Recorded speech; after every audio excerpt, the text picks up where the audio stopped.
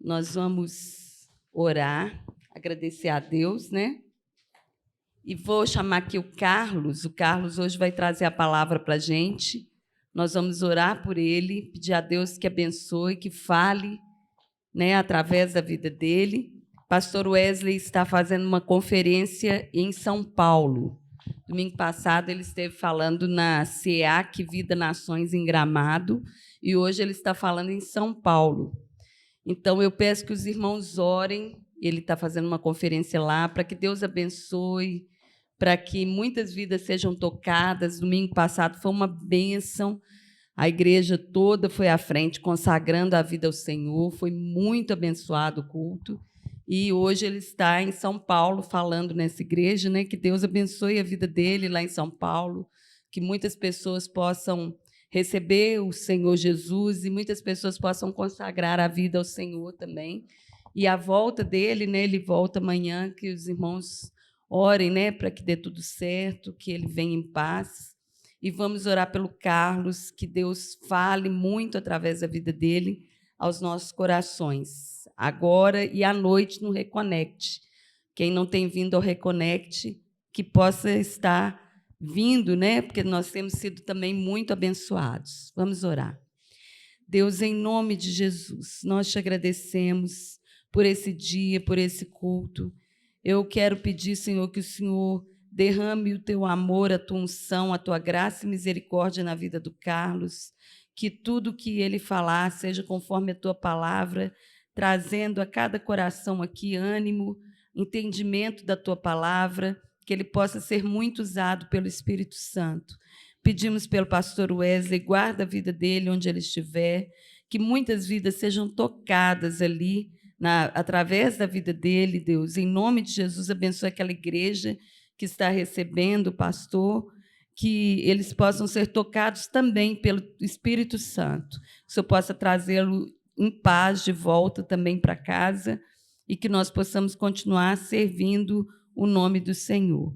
Nós pedimos que o Senhor fale também lá em cima ao coração de cada criança, em nome de Jesus. Amém. Amém. Gente, como ainda eu não desenvolvi coordenação motora com o microfone, vou deixar ele aqui, que pelo menos eu vendo ele, eu não fujo dele. Só um minutinho que eu vou confirmar uma coisa que aconteceu ontem, se é verdade. Só um minuto. Interessante, né? Quem cantou de coração e prestou atenção no louvor, vocês vão ver que ele tem muito a ver com a mensagem de hoje. E ontem eu fui tentado a mandar uma mensagem para a Rúbia para sugerir ela, de acordo com o tema, para ela escolher músicas. E na hora que eu fui digitar, começou a digitar letras que eu não queria, o microfone começou a acionar, sendo que eu não queria falar no microfone, eu queria digitar. Eu parei e falei assim, não vou fazer isso não. Deus é perfeito, e vocês vão entender. Pai, agradecemos pela presença de todo mundo, agradecemos por estar aqui. Peço que aquilo que saia da minha boca seja dentro do seu propósito, dentro do seu objetivo, e que, de alguma forma, toque o coração de todos que estão aqui hoje. Em nome de Jesus, amém. Vamos começar com Lucas 4, de 1 a 4. O texto de Lucas, a gente está a menos de... Vamos entrar no mês de dezembro, né? Nós já estamos no dia 13, metade do mês de novembro. Então, nós vamos chegar no mês de dezembro, um mês que a Rúbia gosta pouco, né? O coral que sabe, né? Daqui a pouco a igreja começa a se enfeitar. E, normalmente, o mês de dezembro é um mês de comemoração, né? Para cristão e aquele que também não é cristão, de alguma forma, se comemora.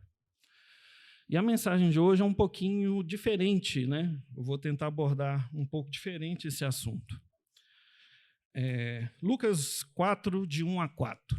Acompanhem comigo. Jesus chegando, e aí o óculos não está ajudando, tá, gente? Jesus, chegando, cheio do Espírito Santo, voltou do Jordão e foi levado pelo Espírito ao deserto, onde, durante 40 dias, foi tentado pelo diabo. Não comeu nada durante esses dias, e ao fim deles teve fome. O diabo lhes disse: se lhe és filho, manda a pedra e transforma-se em pão. Jesus respondeu: está escrito, nem só do pão viverá o homem. O contexto dessa passagem, né, se a gente voltar um pouquinho na fita, voltar alguns versículos e alguns capítulos, né, o que aconteceu antes da saída de Jesus para o deserto? Qual foi o evento pouco importante? O batismo de Jesus através de João Batista, né? Foi cumprido, né, uma profecia e, após esse batismo, Jesus se direcionou para o deserto. O Espírito Santo tocou e mandou ele para o deserto. Jesus, que era Deus, mas nesse momento ele estava como homem, né? E foi batizado como homem. Então, hoje nós vamos tentar responder algumas perguntas, né, que esse texto muitas vezes nos provoca. O texto ele fala de deserto, o texto ele fala sobre, de certa forma, jejum, né, e fala sobre os propósitos do diabo. O que o diabo queria nessa experiência de 40 dias no deserto. Então, a gente vai tentar, eu vou tentar, né, torço para que na nossa interação que a gente consiga, ao final disso, né, tentar responder essas 3 perguntinhas. Mas nós vamos começar primeiro da pergunta que nem está aqui, mas do tema que é o batismo. O que significa batismo? O que é ser batizado?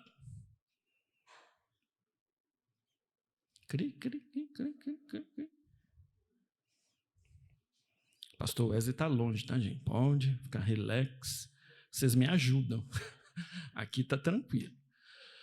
Mas o que significou o batismo? Vamos pegar do exemplo de João Batista. Por que João Batista começou a batizar as pessoas? Arrependimento de pecado, né? E a inauguração de uma nova vida, não é isso? O batismo ele significa o quê? Nova vida, novo homem, nova criatura, não é isso? Isso é importante a gente guardar. Jesus não precisava disso. Ele já era perfeito, continuou perfeito, mas ele enquanto homem, ele precisava de entregar a sua vida a Deus. E a partir desse momento, a vida de Jesus também mudou. Até então, o que a gente sabia sobre Jesus na Bíblia? Fora as profecias, né, e a história do seu nascimento. A Bíblia fala muito pouco, né? Conta lá do episódio quando ele era criança, que ele ficou sozinho no templo, né, e dialogando, né, aprendendo e ensinando ali no templo. Mas até esse momento, Jesus era homem, ser humano. Ele não realizou nenhum feito. Nesse batismo, ele inaugura uma nova vida para ele, ali. Jesus, mesmo sendo Deus, no batismo, ele inaugura, no seu plano, no seu propósito, uma nova vida, né? Vamos ler João 3, de 1 a 5. João 3, de 1 a 5. Quem já conhece esse texto, ele trata de quê?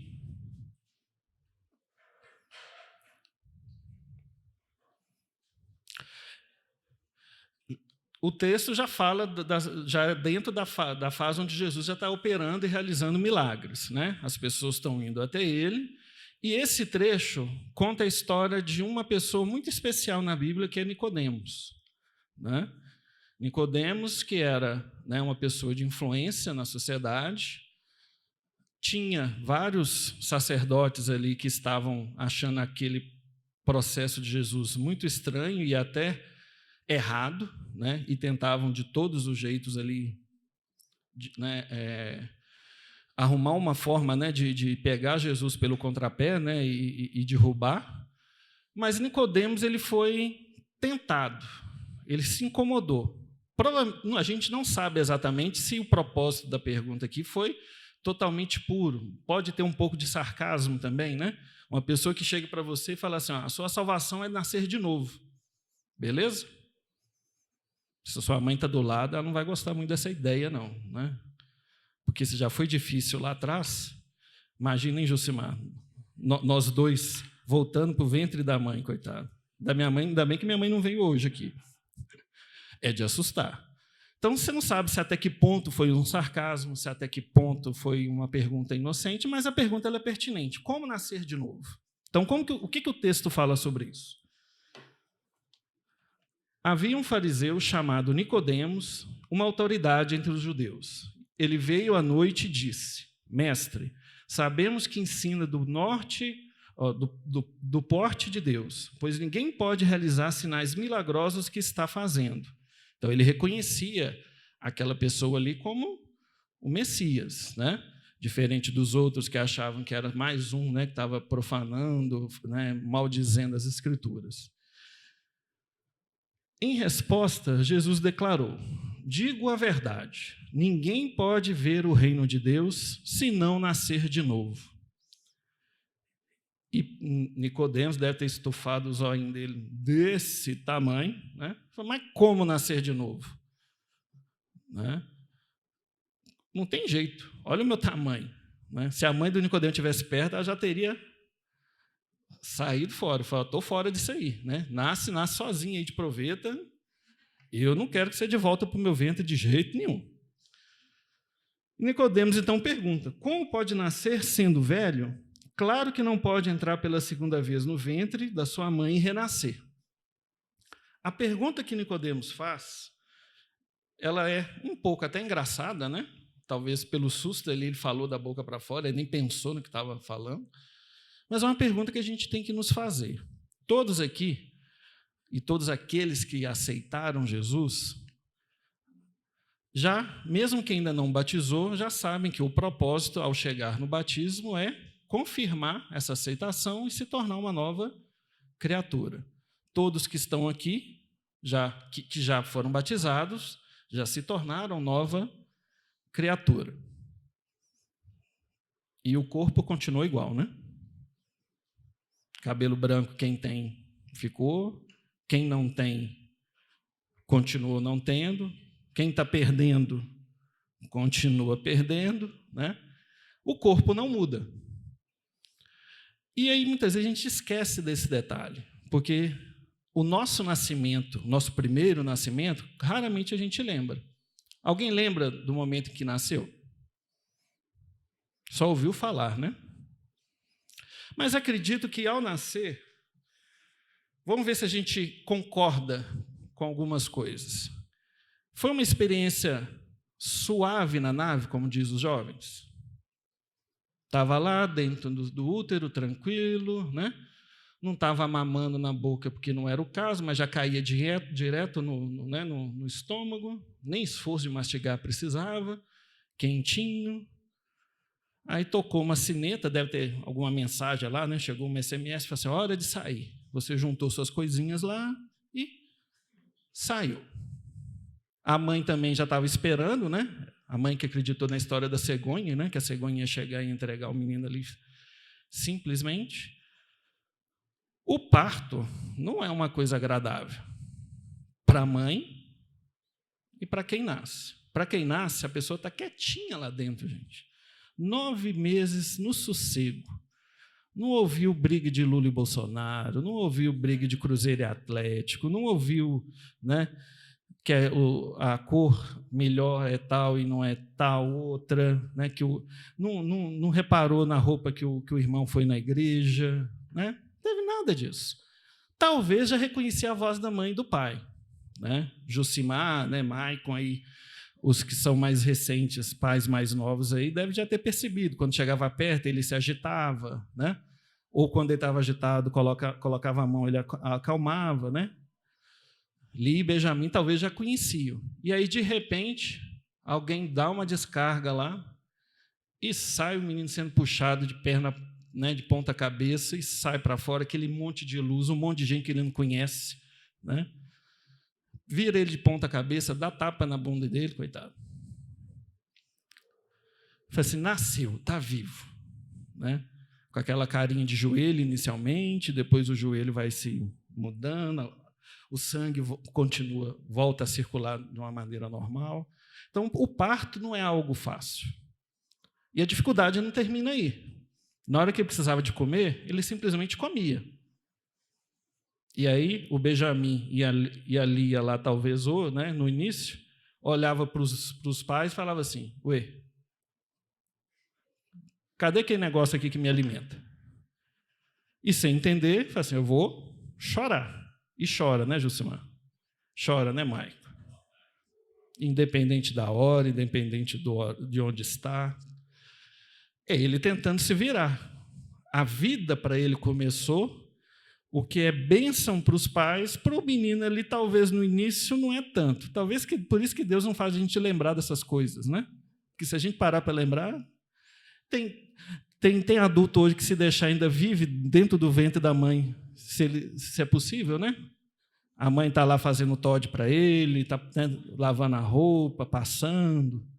Eu falo isso porque eu também já fiz isso durante um tempo com a minha mãe, então não estou criticando ninguém, estou me criticando, né? Quando eu casei, não sei se foi combinado da Isana com a minha mãe, que eu casei na semana seguinte, Isana viajou.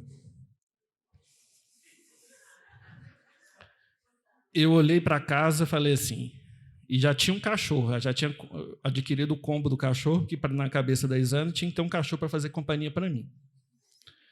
Olhei para o cachorro me olhou e falei assim, aquela vida boa acabou. Deu vontade de ir atrás da mãe, né? Perguntar como que a mãe estava. Não, mãe, você está sentindo falta? Né? Tem alguma lâmpada para trocar aí? Normalmente, quando eu estou de férias, ela sempre pede para trocar uma lâmpada, mudar alguma coisa de lugar. Eu falo, mãe, não tem nada aí para fazer? Né? De preferência, meio-dia ou 7 horas da noite. Mas eu enfrentei e falei assim, nem que seja no miojo e na ração, meu amigo, vão junto. Não vão esmorecer, não. Já deu o passo, não pode voltar para trás, né? Então, o nosso nascimento ele é doloroso. E, a partir daí, várias outras dificuldades elas vão aparecendo. Dificuldade para conseguir comida, depois dificuldade de se comunicar com aquelas pessoas que estão me cuidando, né? No início, o comunicado é um riso, é um sorriso, é uma carinha de felicidade, um choro, uma manha. Depois começa a balbuciar as primeiras palavras, né? Aí fica a posta na casa, você vai falar pai ou mãe, né? E torce para não acontecer igual o Dino lá, né, da família Dinossauro, né, que olha para o pai lá e fala que não é a mamãe, não chama ele de pai nunca, né? Os quarentistas entenderão, né, o que é família Dinossauro. Ou os 30 também, né? 30 também. Mas vai chegar a sua vez, Maico, aguarde. Aguarde. E aí você vai tentando se desenvolver, se adaptar. Porque o mundo como ele está, não podemos esquecer que o mundo ele é caído. Ele caiu com Adão. Essas dificuldades fazem parte para quem acredita em Cristo e para quem não acredita, né? E a gente corre, muitas vezes, o risco de se perder nessa caminhada, porque esse mundo que muitas vezes é hostil, já é hostil na hora que você nasce, e volta e meia ele se apresenta como hostil, né? Faz a gente desanimar, faz a gente perder a esperança. E muitas vezes, quando a gente escolhe ser batizado, escolhe a ter Cristo como Salvador, dá aquele fôlego, né, de felicidade, e logo em seguida, no dia seguinte ou na semana seguinte, está lá os problemas do mesmo jeito. Aí você vira e fala assim, Cacilda, falaram que era para aceitar, eu aceitei, falaram que era para batizar, eu batizei, né? Cadê a boa vida? Os problemas estão de novo, o boleto continuou do mesmo jeito, não mudou nem um centavo para menos, né? Os vencimentos estão tudo ali, né? As dificuldades com filho, as dificuldades com família, as dificuldades com trabalho, né? Mas esquecemos que o batismo é a renovação o nascimento de novo, não é do corpo, mas do espírito.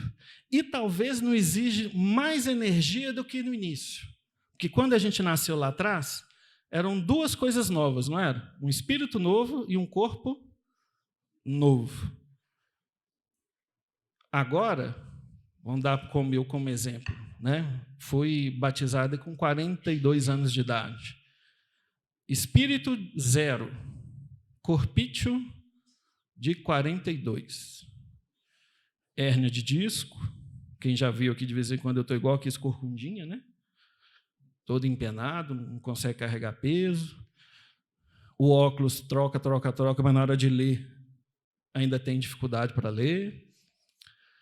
E aí você tem um desafio maior, porque o seu corpo, no meu caso, o meu corpo viveu 42 anos à revelia do mundo, do jeito que o mundo queria, do jeito que o mundo mostrou que deveria viver. Para que cuidar de saúde? Para que deitar ou sentar numa cadeira de maneira correta? E aí o nosso desafio é maior, porque eu tenho que carregar esse peso, literalmente no meu caso, e promover mudança no meu espírito, sendo que a minha carne toda hora quer puxar para o lugar que ela já viveu 42 anos. E a gente não muda 42 anos em 42 minutos, 42 semanas, talvez 42 anos. E aí eu estaria com 84. Então, se eu esperar 84 anos, vai ser uma caminhada difícil, né? Então, quando Paulo fala que a nossa luta é contra a carne, é porque nessa escolha o espírito está novo, mas o lugar onde ele habita ainda não está acostumado com essa nova vida. Não está acostumado, por exemplo, a acordar domingo de manhã, cedo. A Isana lembra aí que domingo de manhã acordava lá para as 9, 10, né? E hoje eu acordo 6. Né? Ainda tem, e quando eu corro o risco de não querer acordar, eu tenho um despertador peludo que me faz acordar independente do que eu queira, nesse horário, porque late, bate na porta, então eu tenho que levantar de alguma forma, nem que seja para cuidar dele lá. Esse corpo que não acostumou a ficar nessa posição de frente para tanta gente, com um objeto desse, né, captando a voz, está tendo que acostumar com isso. E não é fácil. Eu sempre brinco aqui que cada vez que vem para cá é um desafio, né? Lógico que o desafio está sendo mais fácil, mas não está sendo mais fácil só porque vocês são mais fáceis. Mas eu também estou me esforçando, e nessa relação com a igreja, a coisa fica um pouco mais fácil. Falar conhecendo ninguém deve ser pavoroso.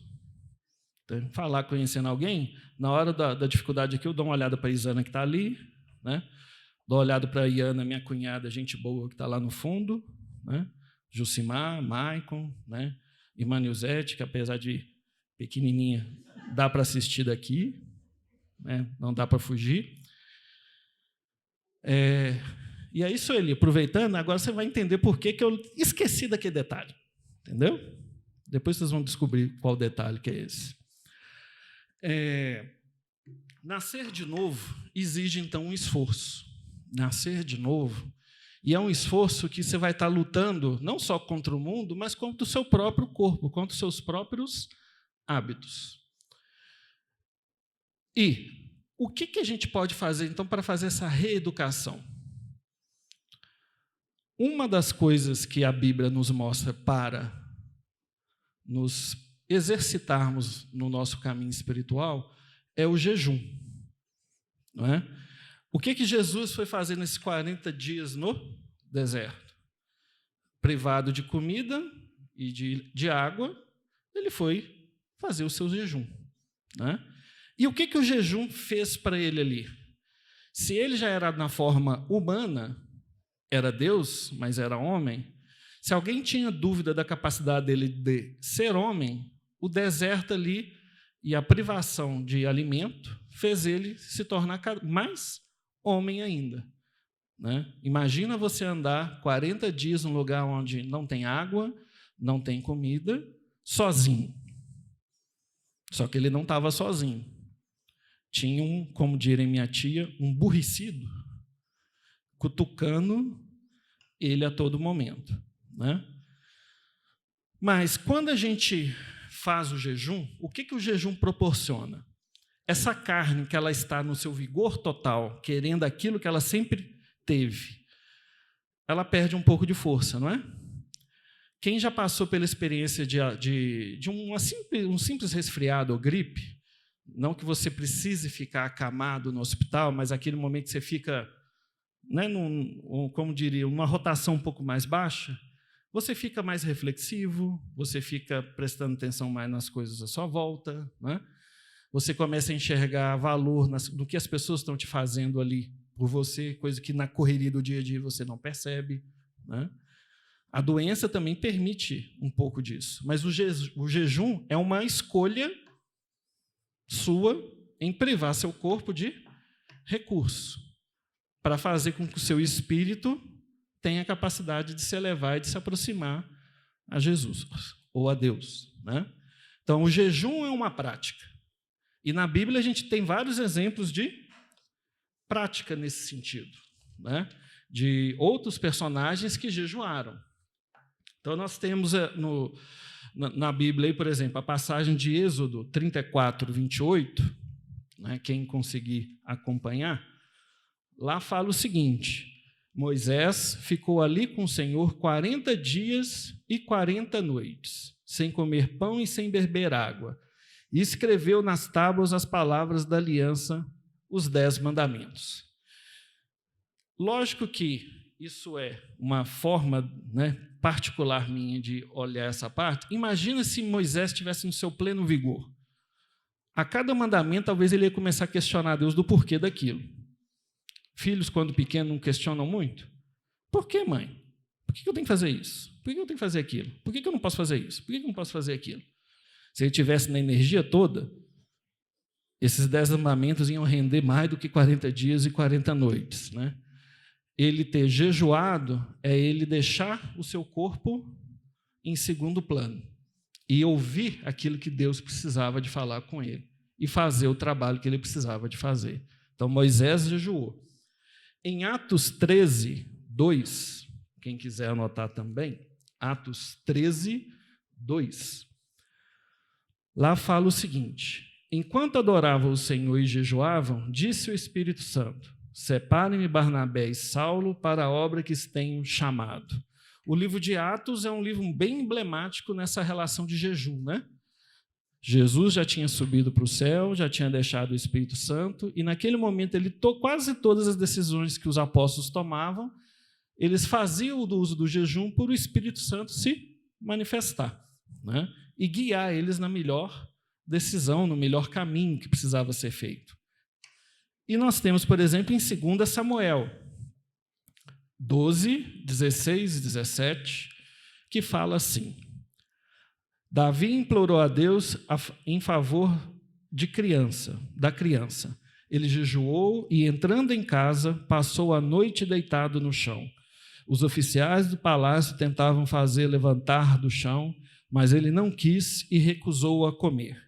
Quem lembra dessa parte aí, né? Tem uma historinha um pouco antes, que Davi tinha cometido um pecado, e Deus, ele tinha se arrependido do pecado, mas Deus o perdoou, mas não livra das consequências do pecado, né? Da justiça. E, mesmo assim, o que Davi fez? Jejuou, se prostrou no chão. Esse Davi era o rei de Israel. Você consegue imaginar algum rei hoje fazendo isso? Tanto os reinados que já houveram reais, como os reinados de filme, o mais provável é ele escolher um servo para mandar jejuar e deitar por ele, né? Ele é rei, ele não ia se sujeitar, né, a isso. Ele é uma divindade. Você imagina lá Ramsés, faria um negócio desse? Ele era o próprio Horus vivo, não faria de jeito nenhum. E esse rei se prostrou e jejuou. Por último, nós temos Daniel. Quem quiser anotar aí, nós temos Daniel, capítulo 10, versículo 3. Não comi nada saboroso, carne e vinho nem provei, e não usei nenhuma essência aromática, até se passarem as 3 semanas. Então, nós já vimos da importância do jejum. O jejum é uma tomada de decisão nossa, não é? Eu escolho fazer um jejum para um propósito, eu escolho em favor, né, de uma campanha que muitas vezes a igreja pode estar fazendo. Um propósito pode ser por uma outra pessoa ou para mim mesmo. Mas não é só de jejum que pode acontecer esse crescimento espiritual. E aí voltamos para a ideia de deserto. Jesus foi para o deserto. Deserto é escassez, não é? Recurso limitado, se não ausente, né? O ambiente todo desfavorável. E se você olhar esses 3 personagens que a gente citou aqui, principalmente, Moisés, Davi e Daniel, eles tiveram o seu deserto, não tiveram? Moisés era príncipe do Egito. Deus já tinha escolhido dentro do plano. Talvez ainda não tinha revelado, mas já era escolhido. Mas Deus sabia que o Moisés, príncipe do Egito, talvez não daria conta da missão que ele teria que passar. E aconteceram coisas com Moisés, e essas coisas o impeliram para uma fuga justamente para o deserto, literalmente para o deserto, né? E ali ele teve o primeiro contato com Deus, e já sabemos a história, né, que veio a partir daí. Davi foi quem? Foi o segundo rei, foi escolhido, né, através de Samuel pelo propósito do Senhor, né? Só que depois da escolha, a vida de Davi foi, como diriam os jovens, sussa. Daí para frente, né, tem um comediante que eu gosto da internet que fala assim, ó, daí para frente foi só para trás, né? O rei perseguindo, teve que fugir, teve que, né, viver no meio do mato, teve que trabalhar, de certa forma, para inimigos, para sobreviver ao rei, né, para depois ser rei. Passou também pelo seu deserto. Aquele momento onde ele tinha escassez de comida, escassez de recursos. E Davi, a mesma coisa. A história de Davi, sabemos também como termina, né, e ele passou por essas dificuldades. Então, o que significa esse deserto, né? Lógico que, se a gente fazer uma análise superficial e rápida, corremos o risco de falar assim, Deus escolheu que Davi, que Daniel, que Moisés passassem pelas dificuldades que ele estava passando. Se você for observar, né, o que Saul passou na vida dele poderia acontecer independente da escolha, né? Saul enlouqueceu. O que Moisés passou, mesmo que Deus não se manifestasse, em algum momento essa questão dele ser hebreu ia ser chamada a atenção, porque ele estava tendo destaque mais até do que o próprio filho legítimo, né? Daniel, pelos motivos, né, de estar ali e de ser um dos poucos que estavam ainda se mantendo firmes, né, no propósito de seguir ao Senhor. Eles poderiam sofrer isso tudo. Então, Deus não necessariamente vai infligir sofrimento na vida da gente. O sofrimento, o mundo já é o causador. A minha hérnia de disco não foi infligida por Deus para eu ter um propósito. Foi infligida por estar sentado na cadeira durante 40 anos de maneira errada no trabalho. Eu tinha mania, para quem faz isso, tome cuidado, de sentar na pontinha da cadeira, jogar as costas todas para trás, ficar quase que na horizontal sentado. Durante 20 anos, quando você tem 20 anos, vai bem. Quando tem 30, né, Maico? Vai. Mas quando chega os 80, e aí começa as dorzinhas, né? Então, eu não posso falar que Jesus me deu uma hérnia. Se alguém deu, eu fiz um consórcio para ela e vim pagando até ela ser contemplada agora, né? Significa que os problemas que o mundo oferece, eles são postos pelo fato da gente estar fadado à morte, né? Uma planta nasce hoje, bela, florida, amanhã ela já começa a secar. E daqui a um tempo ela cai e aquela flor deixa de existir, né? O mundo está fadado a essa morte. Os problemas eles vão aparecer independente da minha escolha por Jesus. O que Jesus permite é o quê? Dado que você vai viver por alguma coisa, e ele provavelmente já sabe o que você vai passar na sua vida, porque ele sabe de tudo, ele já sabia da minha hérnia, ele já sabia do problema de cada um, ele permite, se você quiser, que você se fortaleça na sua fé nesse seu deserto. A minha cunhada Ivana está passando pelo deserto dela aí nesses últimos meses de tratamento de câncer, né? O que uma doença faz? Faz você pensar tudo, né? O plano de cuidar dos seus filhos até uma certa idade, ele te obriga a revisar. O plano de você ter contato com a sua família com mais frequência, você revisa, né?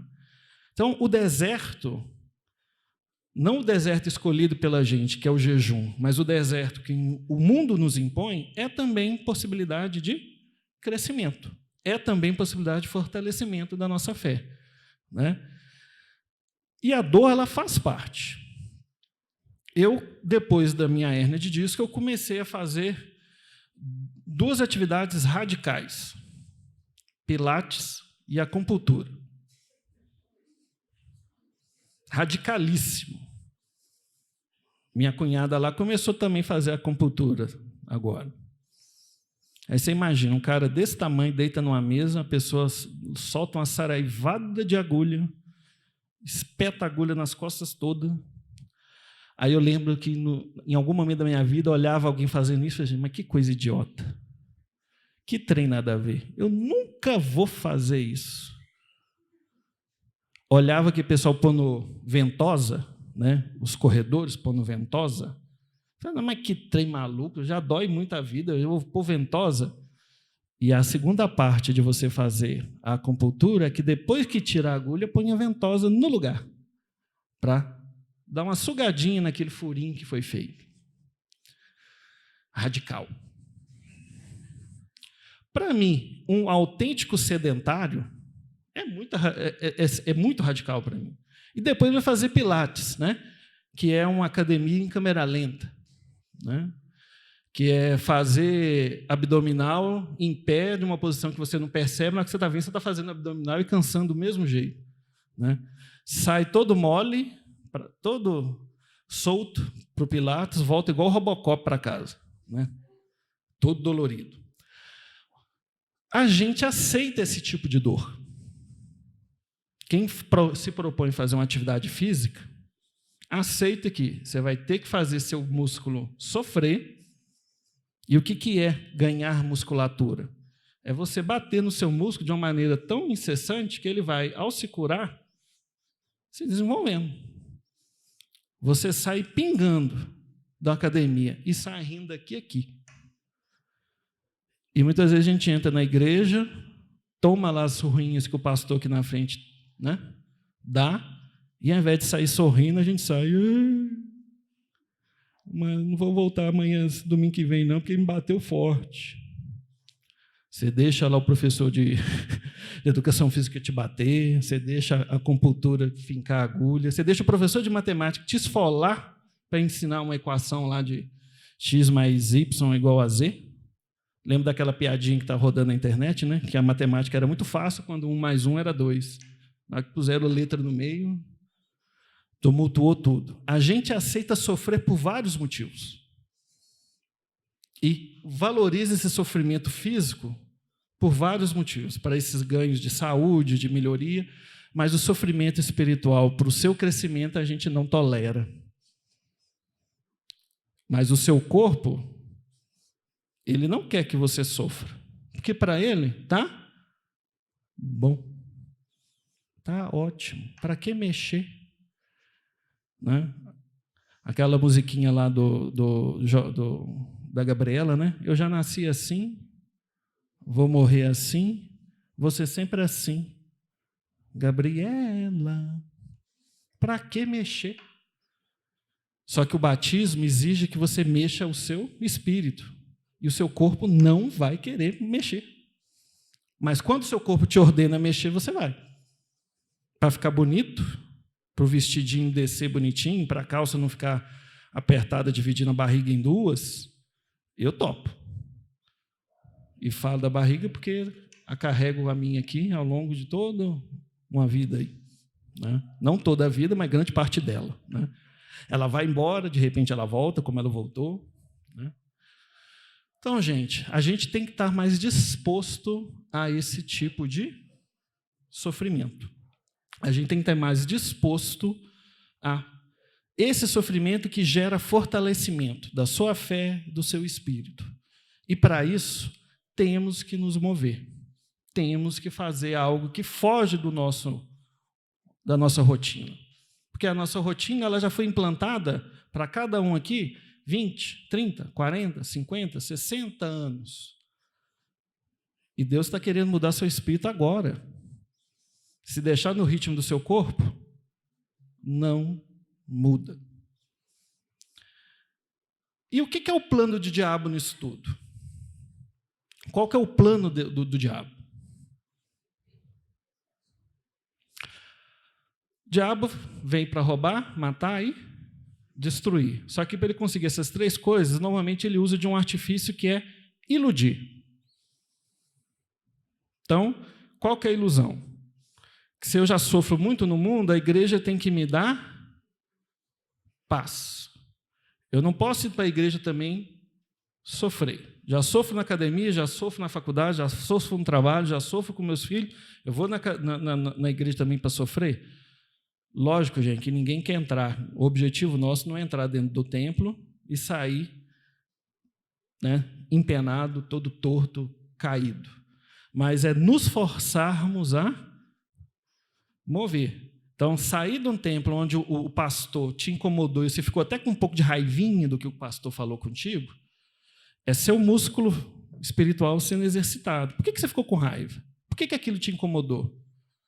Né? Se o que o pastor falou está na Bíblia, e o que ele fala é a voz e a Bíblia é a palavra de Deus, então não foi o pastor que te incomodou. Foi Deus, né? E será que adianta sair para uma igreja mais light? Uma igreja mais suave? Uma igreja que talvez não me conheça, que eu vou ter uma bolha ainda, né? Para desenvolver, para depois, quando eu encontrar com a mesma dificuldade, eu vou fazer o quê? Sair de novo? É igual a academia, né? Eu já entrei em 3 academias. Entrei e saí lindamente. Né? E definitivamente não é algo que eu dou conta. Eu fico vendo a Isana lá na esteira lá de casa, eu falei, gente, eu admiro como que ela consegue concentrar numa coisa de ficar parada no mesmo lugar correndo. Eu que não sou tão ansioso, eu morro de ansiedade de ver ela, eu nem fico perto. Ela fala que vai fazer exercício, eu falei, vai lá. Só que eu coloquei um desafio para ela que eu vou ter que começar a fazer isso também. Porque a Erna já está começando a reclamar de novo, né? Natal está chegando, então já chegou o panetone, né? Eu tentei esconder o panetone, mas de repente apareceu um panetone aberto. Aí eu olhei para ele olhou para mim. Então, gente, a luta nossa é do espírito contra a carne. E como vencemos essa luta? Finalizando. Vamos ler o último texto, que é Filipenses 4, de 10 a 13. Todo mundo conhece o versículo 13, que é um versículo polêmico. Quem lembra do versículo 13, enquanto o pessoal está abrindo? Tudo posso naquele que me fortalece. Por que é um versículo perigoso? Posso fazer qualquer coisa, posso pular de cabeça aqui que ele vai me fortalecer e eu não vou machucar. Augusto Nicodemos, uma vez eu vi ele num vídeo falando que todo texto fora de contexto é pretexto por uma heresia. Então, quem lê esse versículo e só fica nele, dá a ideia do quê? Posso fazer qualquer coisa que Deus vai segurar a onda. Não é? eu viro para Deus e falo assim, cola em mim que só brilha. E conserta o que está atrás que eu fizer. Mas olha desde o versículo 10, o que ele fala.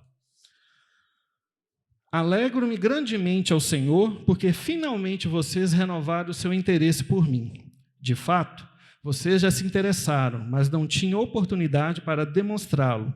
Não estou dizendo isso porque esteja necessitado, pois aprendi, guardem isso aqui, pois aprendi a me adaptar a toda e qualquer circunstância. Se passar necessidade, sei o que é ter fartura. Aprendi o segredo de viver contente em todo o tempo, em toda a situação. Seja bem alimentado, seja com fome, tendo muito ou passando necessidade. E aí sim ele fala, tudo posso naquele que me fortalece. O que ele quer dizer aqui? O seu deserto pode ser muito difícil. O deserto que cada um passa pode ser muito difícil. Mas se vocês creem, mesmo nesse Senhor que a gente tanto fala da boca para fora, Ele vai fazer você ser usado no propósito dEle. E as coisas que eventualmente estiverem faltando, você não vai nem sentir falta disso. Porque o que basta é estar junto do Senhor. E junto dele, ele me fortalece para vencer o período de fome ou o período de fartura. Observem, essa é a diferença. Então, o deserto, fechando, gente, o deserto ele é para todos. O mundo vai impor para cada um. Pode ser uma doença hoje, a perda do emprego amanhã, a morte de um parente outro dia. A diferença é que quem escolhe a Jesus, quem escolhe a Cristo, entende que isso pode ser uma oportunidade de crescimento. Triste a pessoa que coloca Deus fora da equação. Para ela não sobra nada. Para ela só sobra o deserto. Então, eu gostaria que todos ficassem de pé para a gente fazer a nossa oração.